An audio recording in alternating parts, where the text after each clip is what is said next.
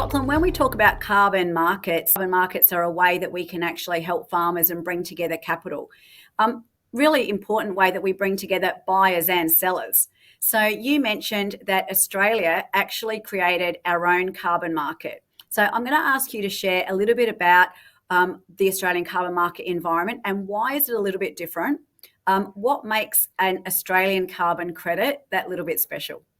We have a regulatory market, we do, where the biggest emitters in this country are obliged to surrender ACCUs or Australian Carbon Credit Units if they emit over a government legislated emissions threshold. That system is called the safeguard mechanism. So that's a compliance element.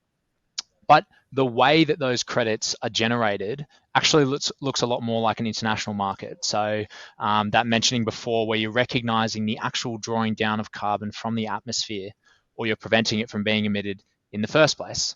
The difference, of course, in this instance is that it is being administered and regulated by the government. There is a specific agency within the government that regulates it. It's called the Clean Energy Regulator. So, and this is very crucial for the ag landscape and managed land in general. So in practical terms, that looks like the regulator has a range of methodologies and a stringent set of requirements on what eligible activities will be get you ACCUs and how to measure those activities and the various reporting requirements that are involved. And if you fully comply, then you'll be credited with a volume of certificates called Australian Carbon Credit Units. So each ACCU represents a tonne of carbon that you have sequestered or abated under one of these methodologies. Those credits can then be kept by that producer. They can be surrendered to the regulator to offset against that producer's emissions if they so wish. They can be sold to compliant entities who are captured under those government regulations that I mentioned. They could even be sold to entities who aren't even regulated, but who voluntarily decide that they want to offset their emissions footprint. And we are seeing an increased trend of that occur as well.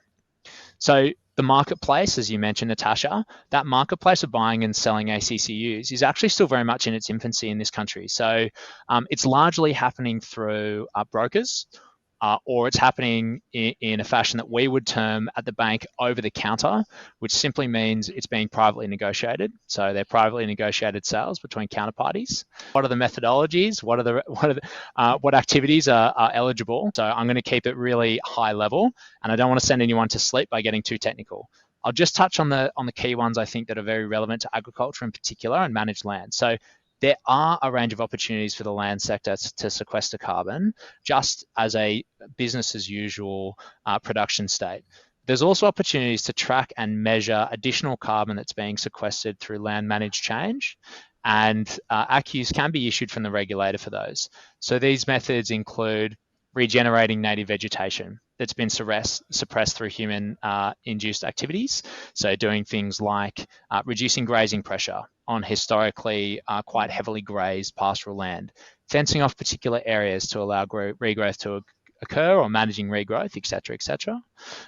Soil carbon has really picked up momentum in recent years, and I'm sure many listeners on the call have heard that term.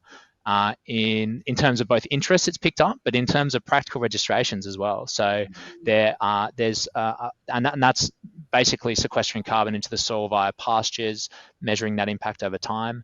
There are deliberate environmental plantings where you're allocating land entirely to revegetation, so it's natural habitat restoration. There's reducing methane emissions through dietary additives for beef cattle and milking cows, and so many more. Okay, so I'm really only scratching the surface here. If you are keen to dive into the details and the opportunities for the land sector in Australia, go straight to the source. So I'd advise looking at the website of the Clean Energy Regulator and checking out all of the listed methodologies. And I think I'll leave it there. Back to you, Natasha.